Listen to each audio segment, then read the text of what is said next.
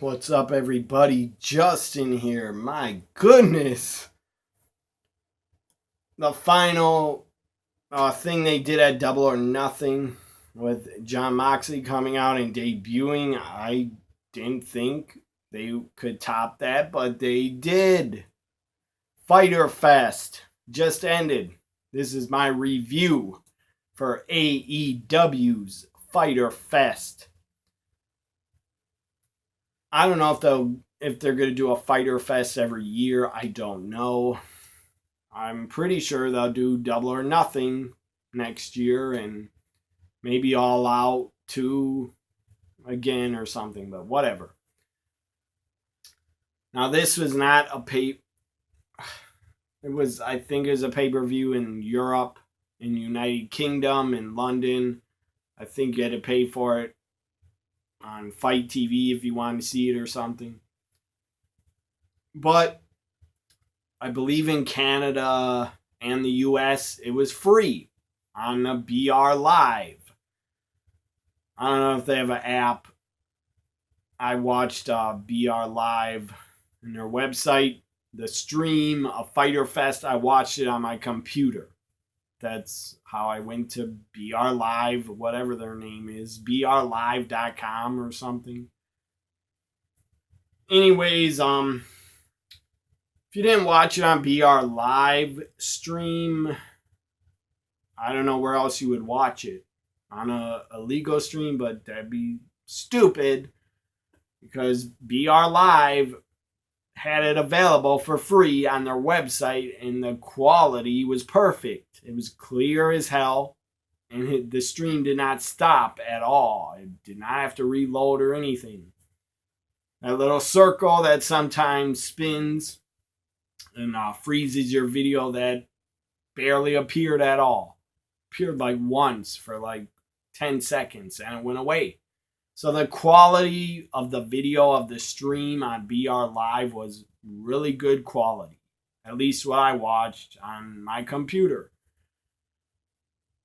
So Fyter Fest was free for a lot of fans in America, for everybody in America. I don't know about Canada, but I think you had to pay something for it in Europe and UK. So up first, and you had two really, I would say,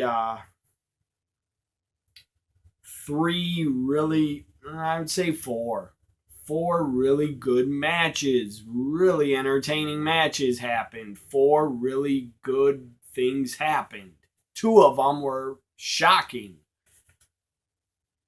So up first on the pre-show, so it wasn't a pay-per-view, so the show did not go almost 4 hours. But if you count the 1 hour pre-show, so let's see.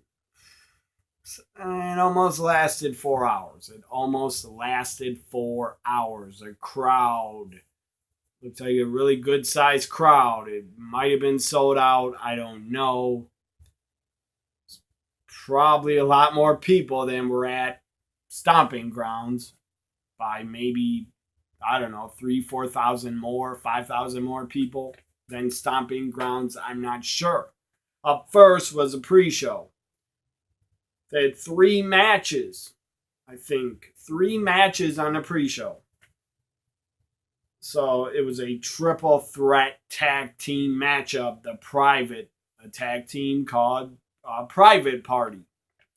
They were really good. They really impressed me as a team. I've never seen them before.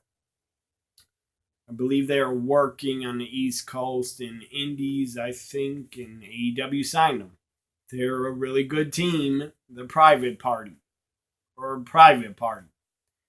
Private Party against SCU, Frankie Kazarian, Scorpio Sky, and against Best Friends in a triple threat tag 3-way.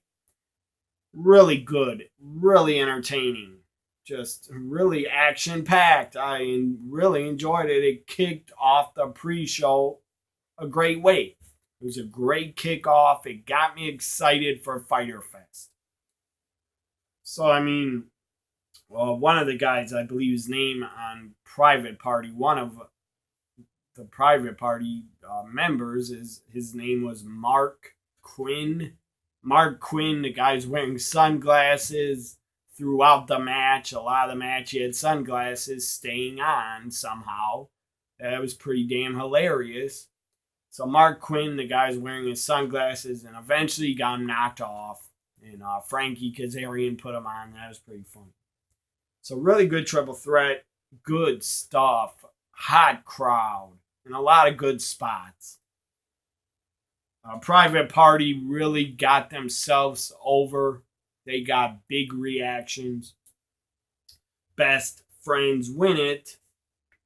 And the best friends win. They're still in the ring. And on the screen comes a promo from, I don't know what the hell their name was until they said it. From the Dark Order. 7 guys in a promo, and it was in black and white. 7 guys in a promo, and 6 of them were in masks. 6 of them were masked men, and 1 of them did not have a mask on. So the Dark Order is talking against the best friends. My guess is probably Dark Order will probably face best friends. I don't know when, maybe at All Out. Maybe you could team up Private Party and SCU with the best friends against the Dark Order, because the Dark Order has 7 members. I think they're all members. Or all the masked men are just basically like goons. And like mid-carders. Not even mid-carders. Just like nobody's in a mask. So the Dark Order cuts their promo. I didn't really listen or get what the hell they were trying to say. So then the lights go out. An old ECW move where the lights would always go out in the ECW arena. Then they turn back on and the crowd would pop for someone. Lights go out. It took a while for them to turn the lights back on. I get it. 6 guys had to come out probably from backstage or under the ring. So 6 guys appear, the masked men. 6 masked men are outside of the ring on 3 sides of the ring. And they do nothing. They don't even get in the ring. It was awkward. It went on too long. They just kept... Chuck Taylor and Trent Beretta just kept standing there like, are you going to do something? Like, what the hell? The fans were confused, I think. They didn't know how to react. They were like dead silent. I don't think this segment was good. I don't think it went over good. I thought it was stupid. And then they cut the lights out a second time. And the masked men are gone. I get it. You're leaving us with suspense. But the second time they cut out the lights, it took way too long, and I'm just being too picky here. Fyter Fest was a really good event. I really enjoyed it. I really loved a lot of it. Especially the 4 matches I'm going to mention that I really loved.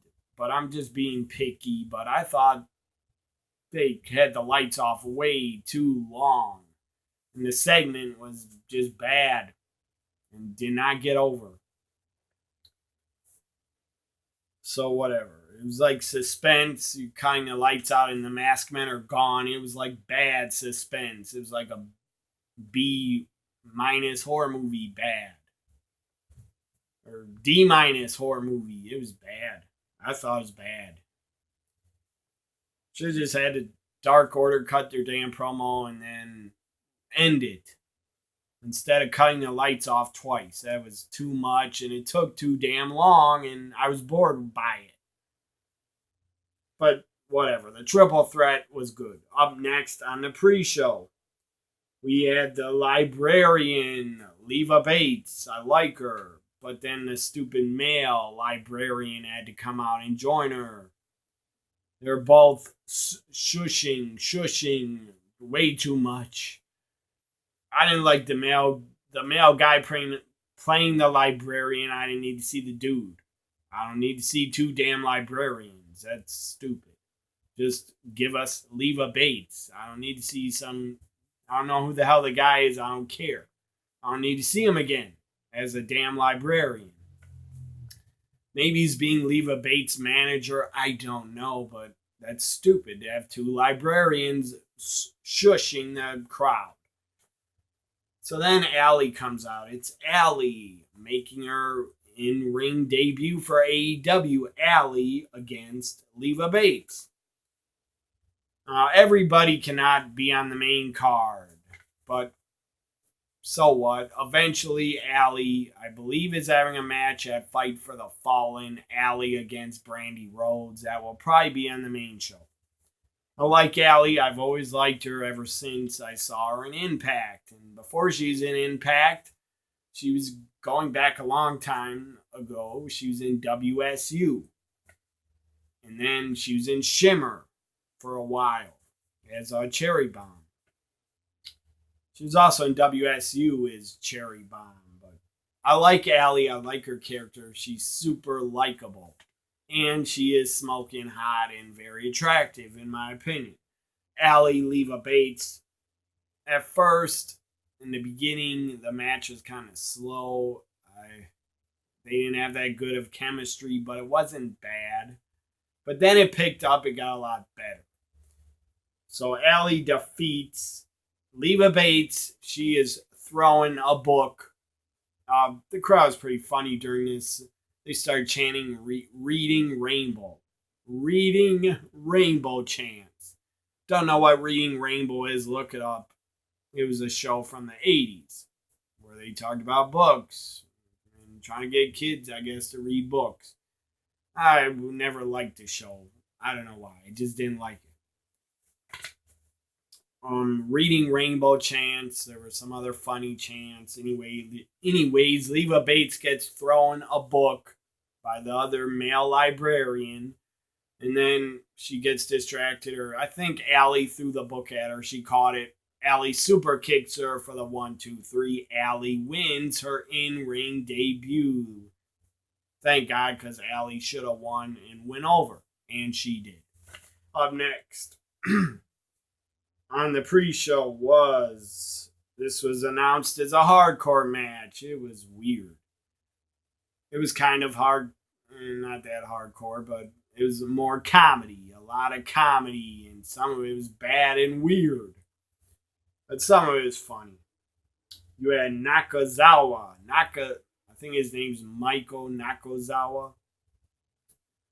I'll just call him Nakazawa. Took on the guy that is a promoter of the video game convention. I don't know what it's called, but the guy's like a video game promoter of a convention, I think. His name is Alex. I don't know his last name. I don't care. This was kind of annoying that this guy is not a wrestler. I'm sure he would say to all the fans he doesn't want to be a wrestler. He doesn't plan to be a wrestler, but this was kind of stupid. And I get why they booked Alex in the match, because the guy had something to do with the video game convention and Fyter Fest together, because Kenny Omega put them together, I guess. So you probably had a ton of video game fans in the crowd also, I guess. And MJF would get to those fans later and rip them. That was really funny. So this part was funny. Nakazawa, Alex. You had Nakazawa start pouring oil all over himself when Alex was trying to put him in a hold. He starts pouring oil all over him, baby oil, all over himself. Then he starts doing a dance. And then Alex bounces off the ropes and slips in the middle of the ring on the oil. That was pretty damn funny. Then the referee slipped also in a spot. That was pretty funny. And then you had the finish of the match. You had Nakazawa keep using a thong on his hand. He kept using a thong as like Sako. It's like Mick Foley, Mankind's Mr. Socko. Well, I guess this was Mr. Thong. Mr. Thongo. That was pretty ridiculous. It was kind of funny, but not that funny. I mean, the baby oil was enough. I didn't need to see a thong used. I mean, come on. I don't think it was that funny. The oil spot, that was funny. The thong was just too much. Too many comedy spots trying too damn hard. So he uses a thong on Alex a couple times, puts it over his face. And then, anyways, has over his face, I believe, like a mandible claw, and pins him or spears him. Nakazawa ended up spearing him through a table outside the ring at one point. Then he put the thong over his face, and Nakazawa got the victory.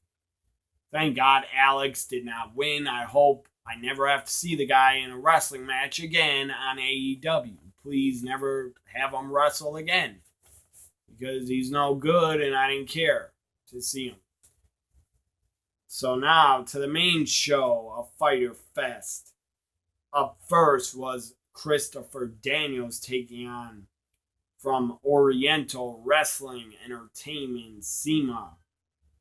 Daniels against CIMA was pretty good. It was the first match of the show. That was not the pre-show. God, who won? I think CIMA won. I forget because I went and left and made some food for myself, but I think CIMA won. CIMA won. Up next, we had. What was next?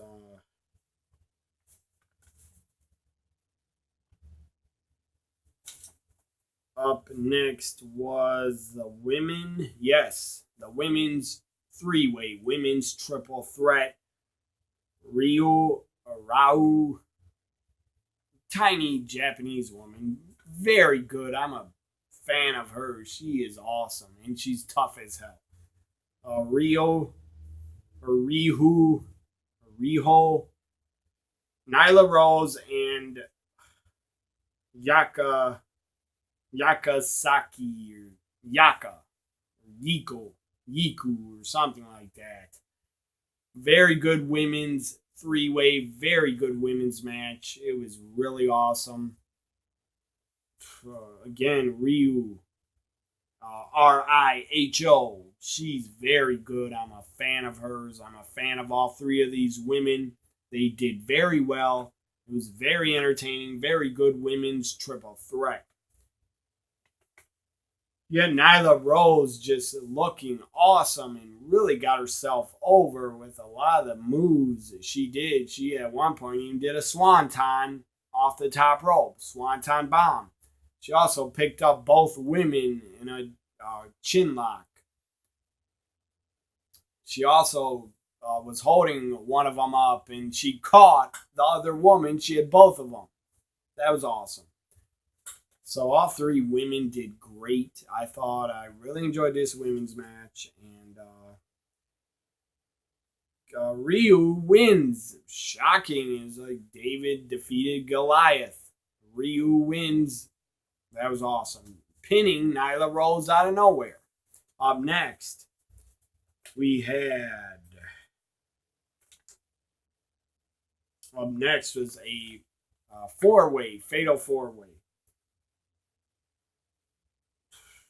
Next, yeah, I don't like to call it fatal four-way because WWE does that. I'll just call it a four-way. MJF, Hangman, Adam Page, Jimmy Havoc, and Jungle Boy. Jungle Boy, by the way, came out with Luchasaurus. They're a pretty good team together.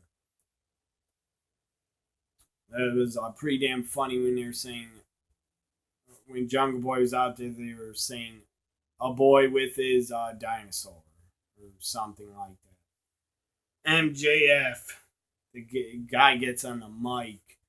The guy's such a great heel. MJF, not giving a fuck, gets on the mic. And non-PG, that is for damn sure. He does not give a crap who he offends, and I love it.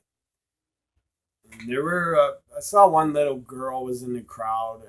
And some parent was holding a little girl. She probably shouldn't have been there, but she wouldn't understand what MJF said anyways. Hopefully not, because the kid looked like only 5 or 6 years old. So MJF gets on the mic, rips the crowd, says you're a bunch of video game nerds. He said, yeah, we all love video games. I grew up playing them. And then MJF says, but then I lost my virginity. And I grew up and stopped playing games because I lost my virginity. Then he says, all the fans, he says, and the crowd looked there were a couple women, probably more than a couple women, probably a lot of women. Because women are fans of the Young Bucks and the Elite. So, still, I think the crowd was like 80% male. Probably. So he says to the crowd, MJF says, you're still living in your mother's basement. And by the way, your mother swallows.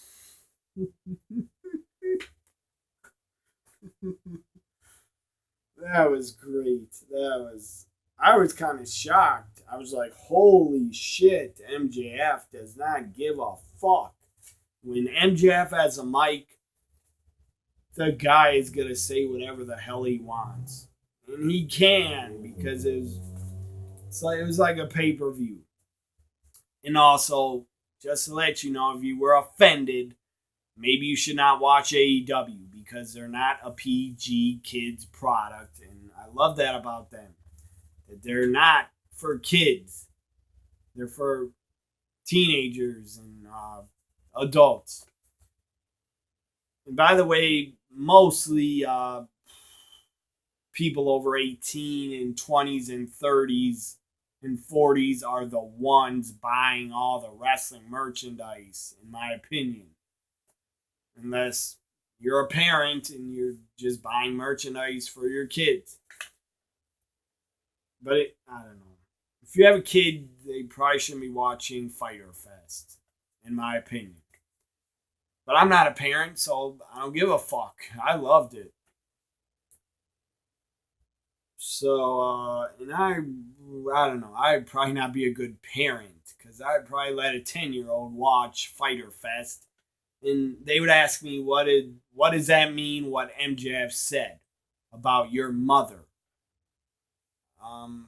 I'd probably tell the kid, or I would tell my own kid, you don't need to know what it means. You're too young. And you'll find out later when you're an adult. That's what I would have to say to him. But I wouldn't be a good parent.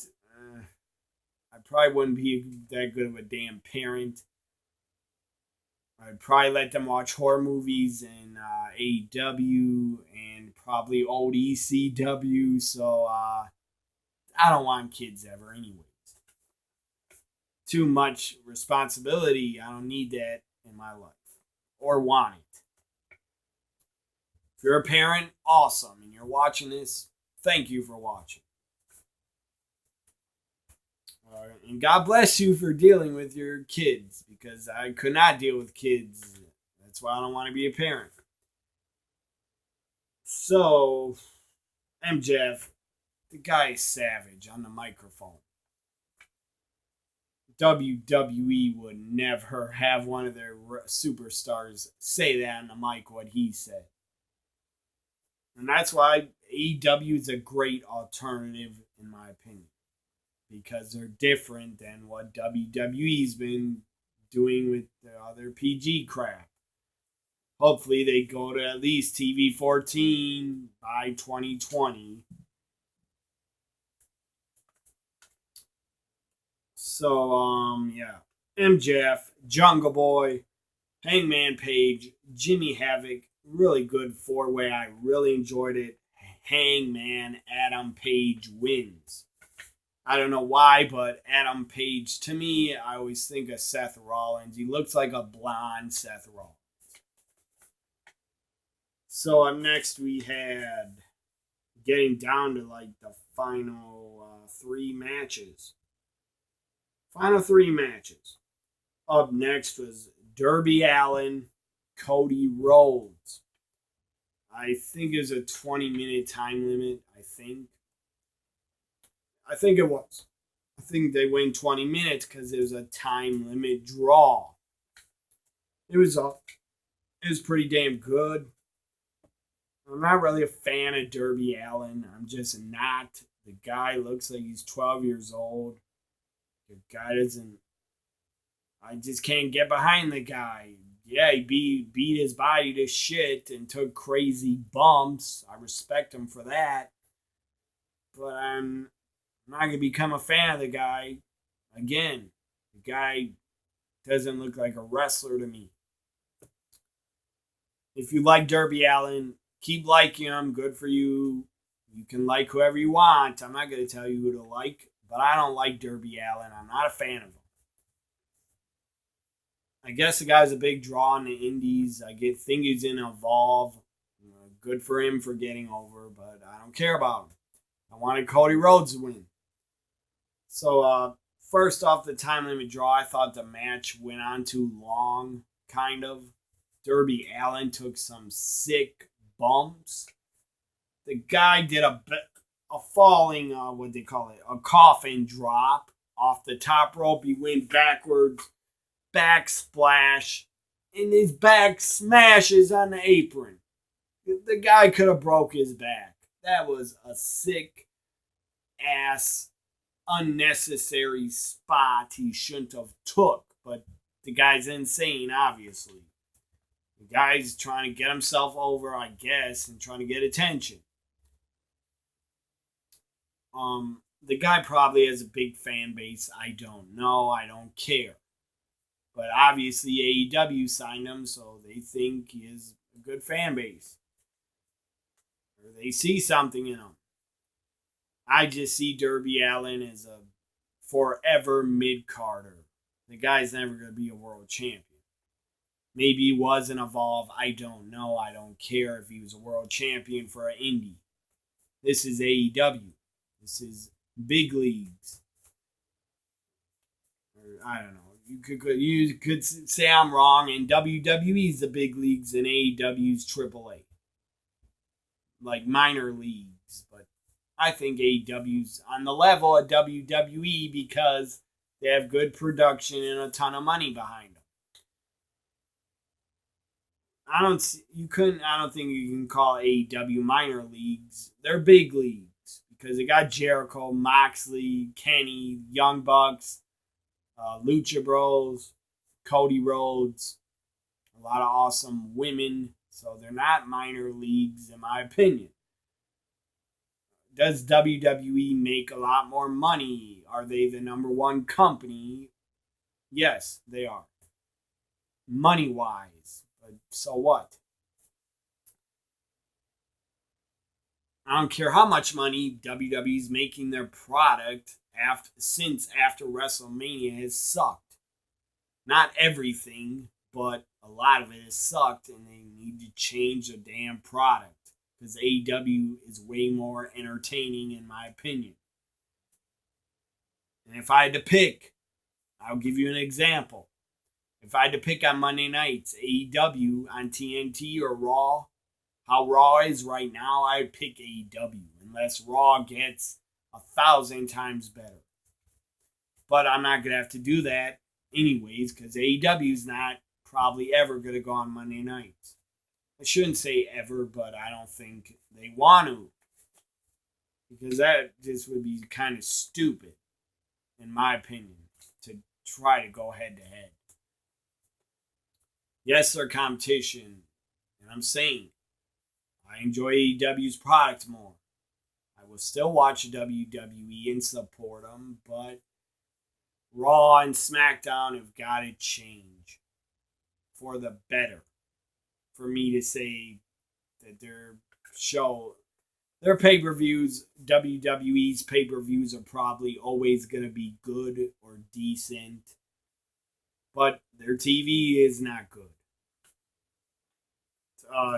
just going off topic, I hope Vince wakes up and really gives Paul Heyman and Bischoff at least a year to try to change the product for the better and get the attendance up and the ratings up and the product to be better, not PG, boring, fall asleep, same matches over and over crap. I'm talking about the same matches on pay-per-views. They got to stop doing rematches every 3 pay-per-views in a row. So, Cody Darby Allin, time limit draw.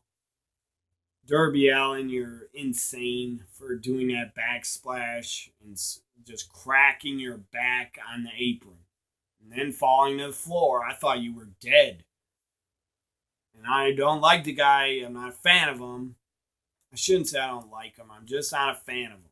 His character or him as a wrestler. I didn't want the guy to get injured at all. I don't want any wrestlers to get injured or badly hurt.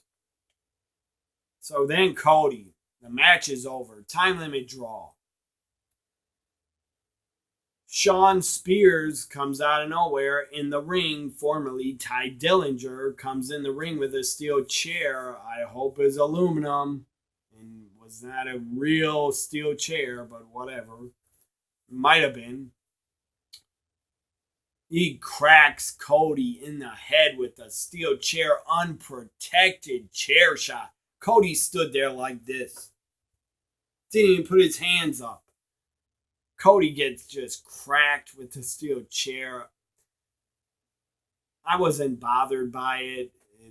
I thought it was unnecessary for Cody to not protect himself, but that was his decision, I guess, to get over the feud with Shawn Spears. I guess he wanted to get it over and make it feel real, like he was really injured, and he was. And I believe it's an accident how he got busted open and cut. That was not planned. I'm sure Shawn Spears, if I was him, I'd feel bad about what happened to Cody, because then he still had the back of his head on the mat. I think Shawn Spears went through the crowd, not giving a fuck, and I think it's weird. Shawn Spears was in the Battle Royal at Double or Nothing on the pre-show. And the guy got a big pop as a face, and now the guy's a heel. That's kind of weird. I don't see him as a heel. But the guy, I kind of hated him after that chair shot to Cody. So anyways, Cody, I think, got cut behind the ear, on the side of the head, or somewhere. But the back of his head, he lifts his head up. They showed the back of his head on the mat. Just blood stained red in his bleached hair. His bleached hair was dyed red. And it was blood. It was fucking blood that dyed his hair red. So my goodness. I saw Cody's head. And I didn't think it was that bad at first. But then he lifted his head up and a ton of blood was... The guy had a bad cut on his back of his head. His skin was like cut open, skin hanging out from his head. Skin split open, a bad cut. So skin was like hanging. It was pretty, if you stare at it, watch it again, it was pretty damn graphic. Again, it didn't bother me, but I kind of got worried and scared for Cody. I love Cody Rhodes. I loved that he started AEW. And I know he's not putting his money into it, but he still was part of starting it. So I will always love Cody for that. For wanting the wrestling business to have competition. And that's what Cody has done with wanting to start AEW. He could have went back easily to WWE. They would have paid him a ton. And they would have done nothing with him. Unless Bischoff or Heyman are really, truly going to write and run the shows. those guys would have used Cody right. Vince would have not. And I'm suspicious about Vince really letting Heyman and Bischoff run things. I don't believe it till I see it on TV. But enough about this. Is not about WWE. This is my Fyter Fest review. And that cut after Cody got out of the ring, the guy's eyes were glazed over. He looked out of it. He looked really out of it. Like he didn't know where he was. He looked worried. He did look kind of worried. He was even drooling in the ring. He started drooling. That was sad to watch. That was scary. I don't know. I mean, chair shots unprotected to the head should not happen anymore. I said it did not bother me, but if you crack someone really hard with a chair, what if you hit them in the temple? You could kill them. You could kill another wrestler doing that crap. So they don't need to be doing that no more. AEW do not be doing just hard as fuck unprotected chair shots. Don't be doing that no more. Because Cody looked like he was knocked out after he opened his eyes and got up. He looked like he got legit knocked out. So then Cody's helped to the back. MJF and a lot of wrestlers, SCU, were helping him. They were holding a paper towels or something in the back of his cut.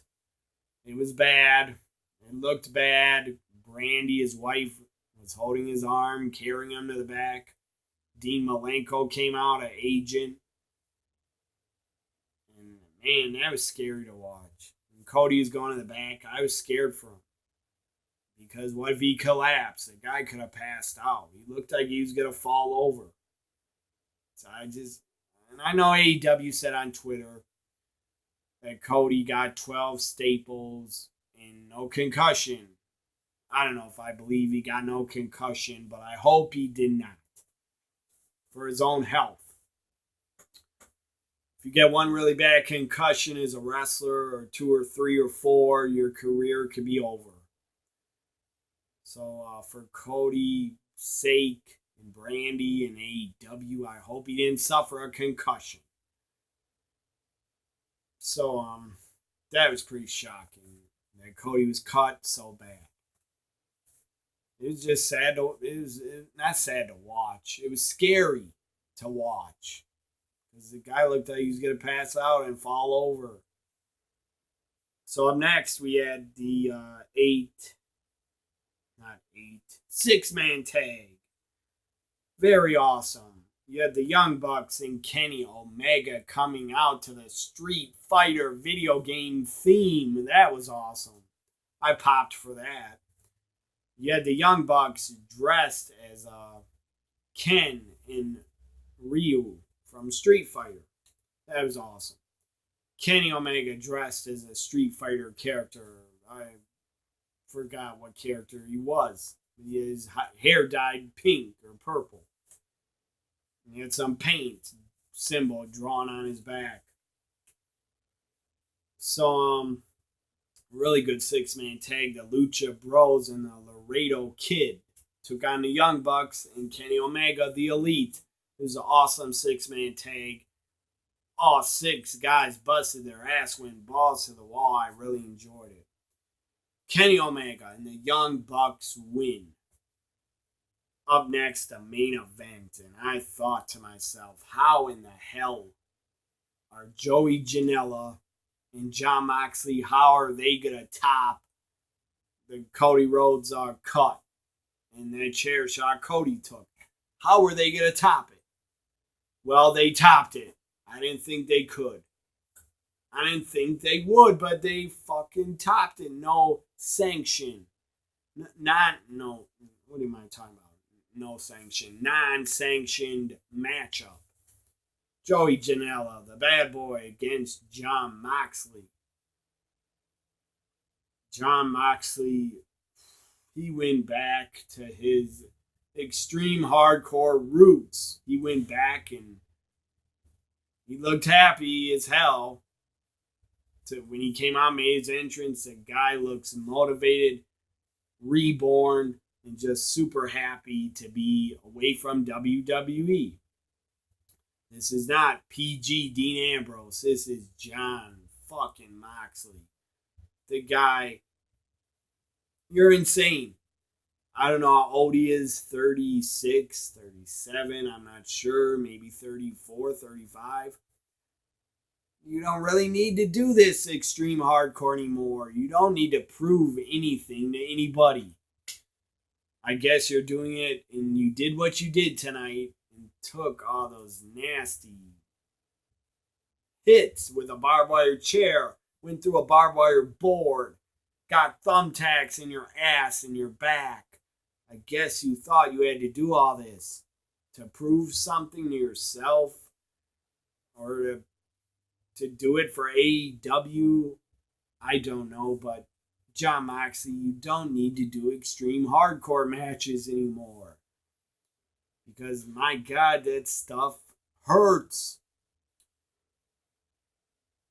And yeah, he smiled at the end of the show, but the guy's probably full of adrenaline and couldn't feel the pain, but you're going to be in pain tomorrow. But I'm sure John Moxley will be happy with what they did in his performance.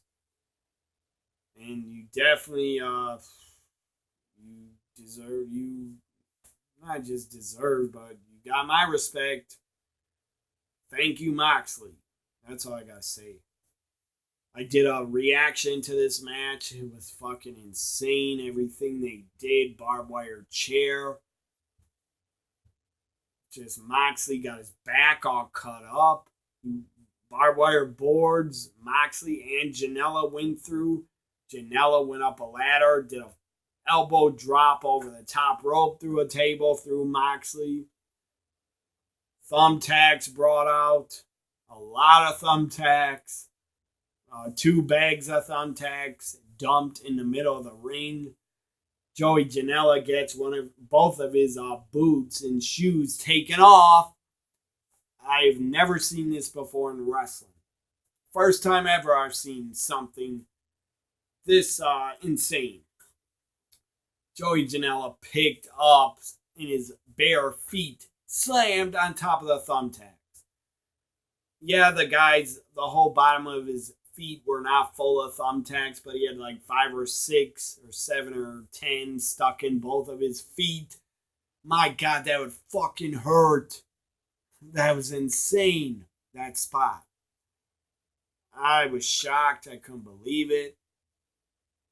Again, I've been watching wrestling since I was 3 years old. I'm 35 right now.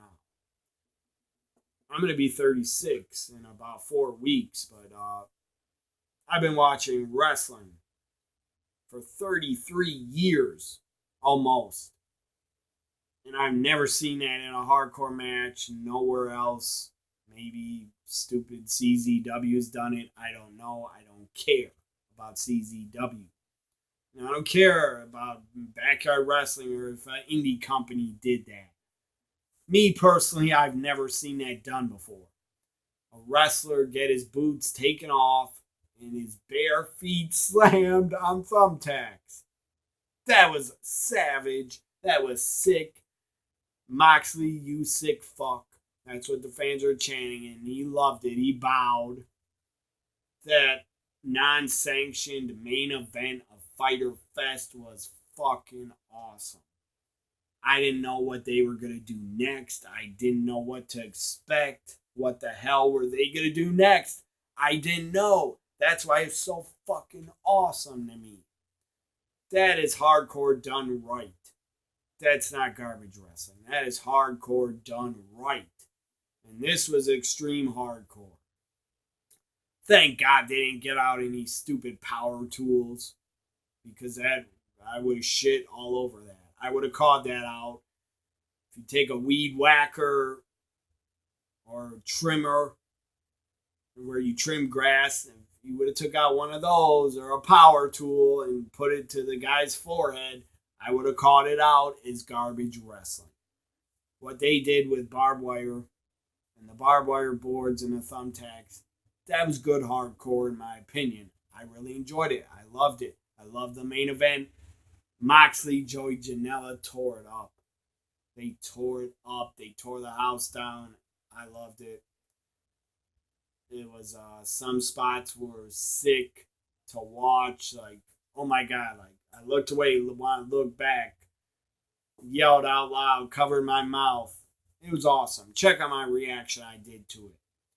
I did do a reaction to Joey Janela, Jon Moxley. Check out my playlist of 2018-2019 reactions. It'll be my AEW playlist. That's where I'll put the reaction to Janela Moxley. Fyter Fest grade. Again, I loved the Triple Threat Women's. Loved the main event. Joey Janela, Jon Moxley. I loved the 6-man tag. Lucha Bros against the Elite and the Laredo Kid. And I loved, I didn't love seeing Cody get busted open, but that was pretty shocking. I enjoyed that matchup. And the chair shot I did enjoy, but I hope it doesn't happen again. No more unprotected chair shots. AEW, please. It's unnecessary. And all it would do and will do is get your talent concussions if you do it again. You can't keep doing that because one of the talents, if they take unprotected chair shots, they will get a concussion. And then they could be injured for like a month or two. So again, I enjoyed 4 matches a lot. So the grade, my Fyter Fest, AEW Fyter Fest final grade, I give it a B+. B+, I really enjoyed it. Almost a A-, but I'm going to say B+. Hope you enjoyed my AEW Fyter Fest review. If you didn't see the show, again, watch those 4 matches. A women's triple threat. Moxley and Janela. Cody and Darby Allin. And the Elite against Laredo Kid and Lucha Bros. Watch those 4 matches. They were damn good. They were worth it. Again, Fyter Fest, B+ from me. Bye for now.